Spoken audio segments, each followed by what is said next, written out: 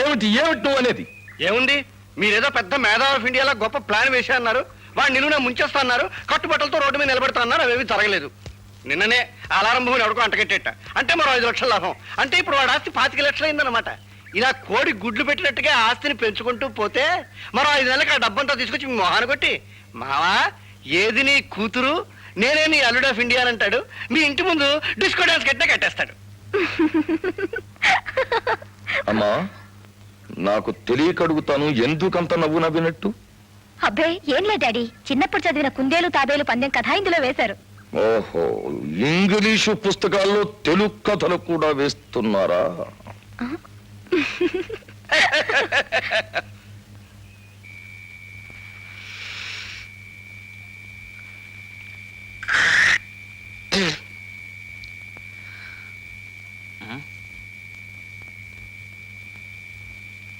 Excuse me, match box ఉందా? లేదు, రెంచుల box ఉంది, ఇమ్మంటావా?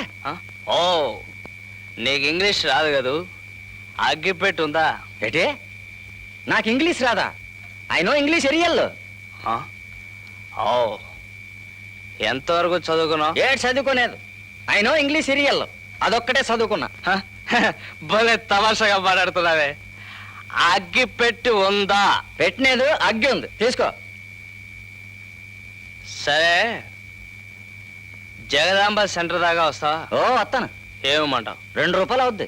రూపాయి ఇస్తాను. ఆ రూపాయి నేనే ఇస్తాను, నువ్వు తొక్కెళ్ళకూడదేటి.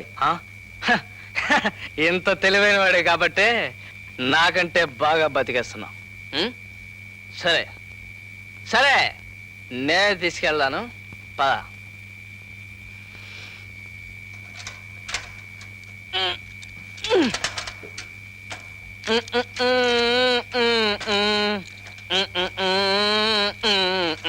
మా బాగా తొక్కుతున్నావు పంతులు, మా ఓనర్ గారితో చెప్పి రెచ్చెప్పిస్తాను, శుభ్రంగా లాక్కో.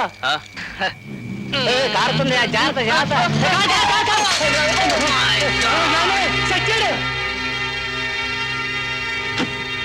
ఏమండి ఏమండి? నేను చచ్చిపోయాను. లేదండి, మీరు బాగున్నారు, యువర్ ఆల్ రైట్. ఏమిటి, నేను చచ్చిపోలేదా? నేను చచ్చిపోలేదా? Bad luck, bad luck, bad luck. అదేమిటండి, చావకుండా ఉండటం బ్యాడ్ లెక్క? అవును, ఎందుకంటే నేను చావాలి, చచ్చి తీరాలి. I should. కానీ ఎలా ఎలా? How to die?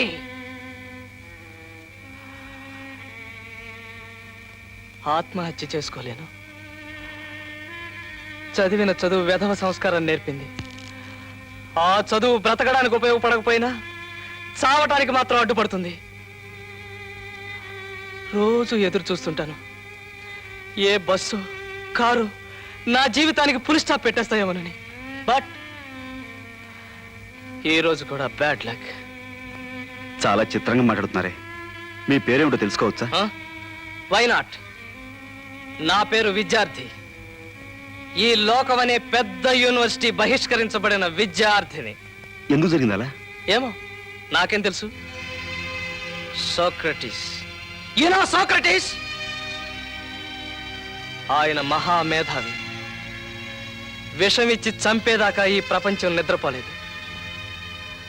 You know Galileo? You know Galileo? ఆయన్ని మసి చేసేదాకా ఎవ్వరూ విశ్రమించలేదు. మహాత్మా గాంధీ, లోథర్ఫోర్డ్ కింగ్, వీళ్ళెందుకు చంపారు? ఏమో ఏమో. నేను తెలివైన వాడినన్నా అయి ఉండాలి, లేకపోతే పిచ్చి వెధవనన్నా అయి ఉండాలి. ఈ లోకంతో రాజీ పడింది వీళ్ళిద్దరే కదా. ఏమంటారు? మీరేమనుకోకపోతే ఓ మాట అడుగుతాను, మీరేం చదువుకున్నారు? Chemical engineering, university first. ఆ తర్వాత ఒక పేపర్ మిల్లులో ఇంజనీర్గా 5 సంవత్సరాలు పనిచేశాను.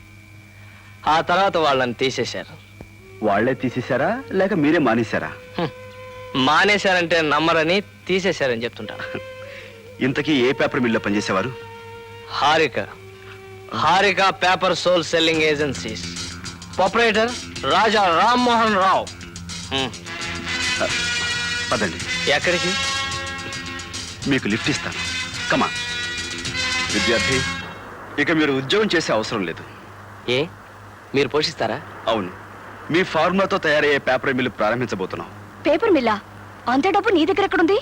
తెలివితేటలు ఉంటే డబ్బు దానంతా అదే పరిగెత్తుకొస్తుంది. శివ కైలాష్ బ్యాంక్ కి మన లోన్ కోసం అప్లై చేద్దాం. శివ కైలాష్ బ్యాంకా? దాని చైర్మన్ రామ్మోహన్ రావు కదా? అదే మనకి ప్లస్ పాయింట్. ఎలాగో చెప్తాను, జాగ్రత్తగా వినండి. జీటీహెచ్ పేపర్ మిల్ పేరుతో విద్యార్థి లోన్ కోసం అప్లై చేస్తాడు. తర్వాత లక్ష్మీ పేపర్ మిల్ పేరుతో నేను అప్లై చేస్తాను. నా పేరు ఉంటే రామ్మోహన్ రావు ఖచ్చితంగా నాకు బ్యాంక్ నుంచి అప్పు ఇవ్వడు కాబట్టి జీటీహెచ్ పేపర్ మిల్కే లోన్ శాంక్షన్ చేస్తాడు. లక్ష్మీ పేపర్ మిల్స్ కి ఎట్టి పరిస్థితుల్లోనూ మనం లోన్ ఇవ్వద్దు. మనం ఇవ్వకపోతే ఇంకో బ్యాంక్ వెళ్తాడు సార్. మనం ఇవ్వమని చెప్పం, ఇస్తాం, చూస్తామని ఒక సంవత్సరం పాటు తిప్పుకుంటాం. తర్వాత అదే ఏరియాలో జీటీహెచ్ పేపర్ మిల్స్ అని ఒకటి కొత్తగా కన్స్ట్రక్ట్ చేస్తున్నారు. విద్యార్థిని మన దగ్గరే కెమికల్ ఇంజనీర్ గా పనిచేశాడు. అతనికి మనం లోన్ శాంక్షన్ చేద్దాం. అప్పుడు ఆ గాంధీని 2 విధాలుగా దెబ్బ కొట్టినట్టు అవుతుంది. సరిగ్గా బోర్లా పడ్డాడు రామ్మోహన్ రావు. గుడ్. అయితే ఇక్కడి నుంచి మనం చాలా జాగ్రత్తగా ఉండాలి. ఎట్టి పరిస్థితుల్లోనూ దీని వెనుక ఉన్నది నేనని రామ్మోహన్ రావు తెలియకూడదు. అలాగే సార్. కానీ ఇంకో ముఖ్యమైన విషయం, రామ్మోహన్ రావు గారు నన్ను రమ్మని కవర్ చేశారు. వెళ్ళడానికి నాకు ఇష్టం లేదు. నో, నువ్వు తప్పకుండా వెళ్ళాలి. మన ఫ్యాక్టరీలో తయారయ్యే కాగితానికి సోల్ సెల్లింగ్ ఏజెన్సీ కాంట్రాక్ట్ అడుగుతాడు, అంతే. ఒకవేళ ఏ కారణం చేతనైనా పేపర్ మిల్లులో మనం అనుకున్న సొమ్ము రాకపోతే రెండో పద్ధతి కూడా ఆలోచించాను.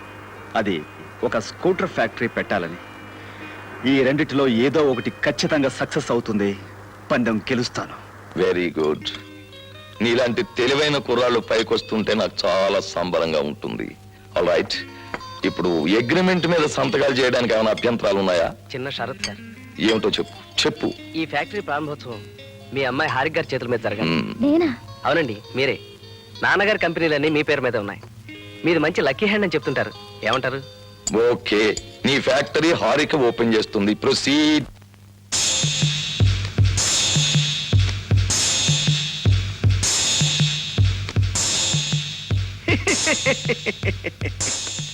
ఏరా పిచ్చికన్నా, ఇంకా నిద్రపోలేదా? ఈ రోజు మన పెళ్లి రోజు, గుర్తుందా?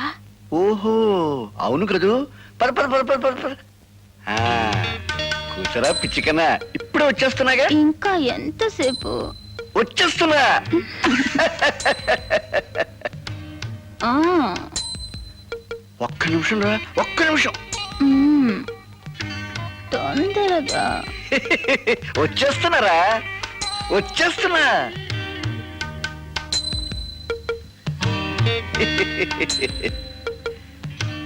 రేయ్, ఈ మాత్రలు వేసేసుకుని ఈ మంచినీళ్ళు తాగేస్తే హాయిగా నిద్ర పిండి వచ్చేస్తుంది. ఆ నిద్రలో కల్లా అమెరికా వచ్చేస్తాయి. వేసుకురా పిచ్చికన్నా. ఆ, అది పిచ్చికన్నా. ఏ పడుకో పడుకో పడుకో పడుకో పడుకో పడుకో. నా పిచ్చికన్నా.